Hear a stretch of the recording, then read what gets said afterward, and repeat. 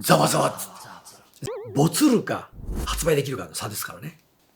これ喋っていいかどうかわかんないんですけど、勝手に喋りますけどね、もう。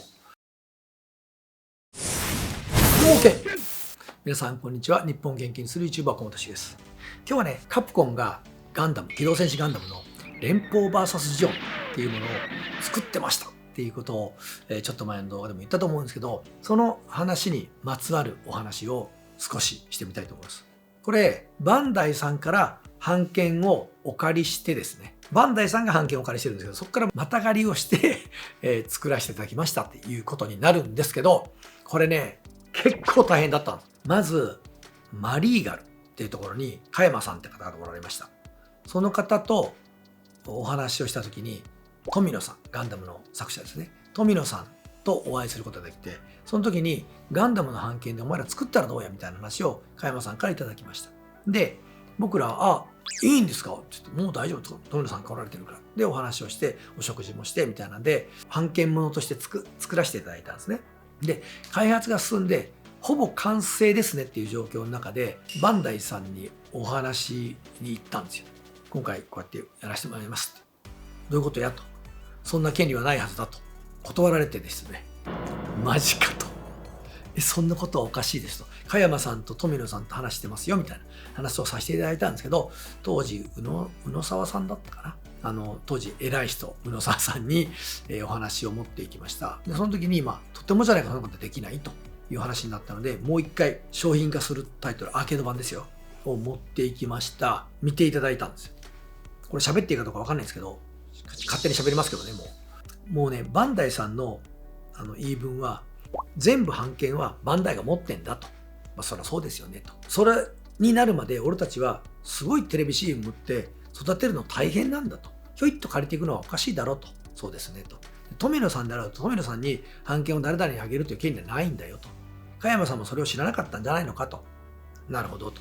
でも僕らも、言うたら被害者ですやんみたいな。でも僕らは本当はもうちょっと知っとかなあかんかった。僕が悪いんです。僕がそれを鵜呑みにしてしまった。加山さんの言葉を鵜呑みにしてしまったことに問題はもちろんあると思ってるんですけど、とりあえず開発費をかけて作ってもらったわけですよ。エース・トミチンを使ってるわけですよ。もうその時点で。で、ほぼ完成までこぎつけてるわけですよ。ボツになるわけにいかんわけですよ。で、その中でなんとかなりませんかってことで交渉してる最中に持ち込んでてプレイしてもらってる。で、1時間か2時間かぐらいかな、待ってお返事はダメだっていう話だったんですよ。お前らに発売させてあげられないと。なるほどと。理由が伺ってもよろしいですかつって。僕からすると帰るわけにいかんんですよ。手ぶらで。ダメっちゅうわけにいかんんですよ。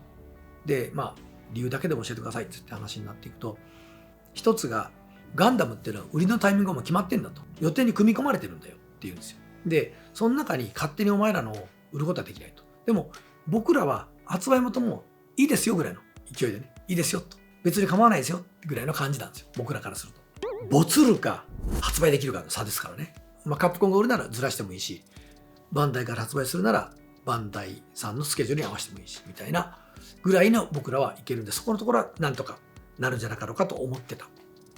でもう一個が、お前んとこのガンダムが出たら、うちのとクオリティが違いすぎると。クオリティが良すぎると。なので、うちのが売れんくなるから、お前んところが売られたら困る。これは、おっしゃる通りだと思うぐらい出来が良かった。皆さんもちょっと、連邦 VS ジオンってやつを遊んでいただけたらなと思ってますけども、僕は、史上最強に面白いゲームだと当時思ってました。それを、出来が良すぎるからお断りする。これは、付き合いに隙があると。その場で即答させていただいたのは、ソースコードをお出ししますと。ソースコードなんて、カプコンにとっては格闘ゲームの命綱みたいなもんじゃないですか。ライフラインみたいなもんですよね。それで持ってるみたいな。それは絶対守らなきゃもんなんですけど、当時のカプコンにとって別にそれはライフラインでも何でもないです、本当はね。みんなに共有していただきたいと思ってた。みんなのレベルアップしてもらいたいと思ってた。日本のゲームが世界で一番強いと思っていただきたかった。なので、バンダイさんにソースコードをお出しすることは、別に僕らからするとそんなに自分たちの首を絞めるようなことではない。ゲーム業界全体を持ち上げることになると思ってたので、お出ししますという話をして、ざわざわっつって、絶対そんなもの出すわけないと思ってるものを、ソースコードをお出しします。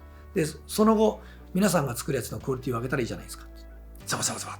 まあ、結果はそれで OK になるわけですよ。その後、バンダイさんのガンダムのその格闘系のゲームのクオリティが高い理由っていうのは、そのソースコードの先にあると僕は思ってますし、まあ思ってますしっていうか、まあ 100% そういうことですよ。で、急にそこで変わったってことです。で、実際の売り上げはどうだったんですかみたいな話になると、まあ、アーケードではだいぶヒットしました。コンシューマーでも100万超え初めてして、今までの、ガンダムの記録の2倍以上あります。それは面白ければめちゃめちゃ好きかどうかでなくて関係なく遊んでくれるってことです。だからブランニューのタイトルぐらいのつもりで、もしかするとガンダム嫌いやねんって言ってる人がいるかもしれない。それでもおもろいぞ言われたらそれはやってみたい。こういう話になると思うんですね。で、その後、まあ、いろんなゲームができていく中で、一つの歴史の分岐点にはその時僕も立ち会ったなと思ってます。それが、まあ、バンダイさんの今のほんの少しでも血肉になってくれてるんなら僕は嬉しいなと思ってますし、カプコンもガンダムを作って売ったんだっていう実績が解除されているところが僕は今のカプコンにとってはプラスになっていると思ってます。もう一回やらせてくれませんかって話も当然できますしね。ということで、最後にちょっと笑い話になる話を一つ。僕が尊敬してやまない天才プログラマー青木隆さんがおられますっていうお話をしてるし、僕の人生の中で一番影響を受けた人は青木さんですって言ってます。この青木さんがですね、その当時カプコンの工場の責任者もしてたんですね。ガンダムの製造を自社工場でやってたので、ガンダムの製造をやってんすよねっつって言ったら、どこでって言うから、いやいや、うちの工場ですよって。本当かよキャッチコンっつって。本当にって、いや本当ですよっつって。今もう生産に入ってるんですって。マジでっつって。実物大？いやだから俺ゲーム屋ですよ。俺たちが何作ってるかも知らなくて、その青木さんはガンダム作ってると思ったんですよ。ね。実物大っつって。たくさん作ってんのって。そうです。ジムっつって。いや、ジムじゃねえよ。まあ、そういう、面白いおじさんのお話で今日の話を、締めさせていただこうと思います。カプコンが、ガンダム連邦 VS ジアンを作ってなんとかリリースできたわけみたいなのを話してみました。今日はここまでになります。バイバイ。